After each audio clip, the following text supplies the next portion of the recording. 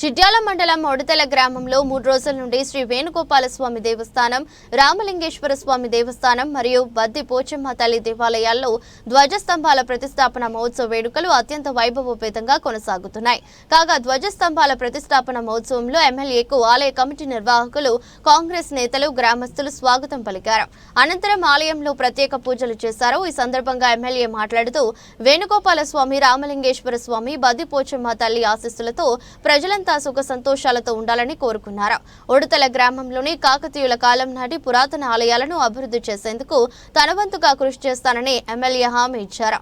అనంతరం ఎమ్మెల్యేకు పలువురు శాలువాలు కప్పి సన్మానం చేశారు.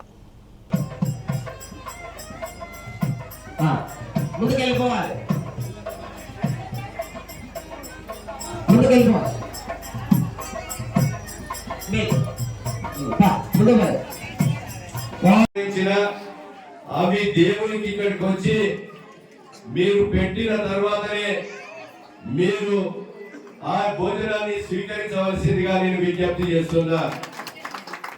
వారానికి ఒక రోజు వచ్చి నిష్టగా ఆ దేవునికి మనం ఏ రకంగా స్నానం చేస్తున్నామో, ఏ రకంగా స్నానం చేసి మనం టిఫిన్ తిని భోజనం చేస్తున్నామో, ఈ రోజు నుంచి రాముల వారికి, విఘ్నేశ్వర స్వామికి, వేణుగోపాల స్వామికి, బద్ది పోచమ్మ తల్లికి ప్రాణ ప్రతిష్ఠ చేశాం.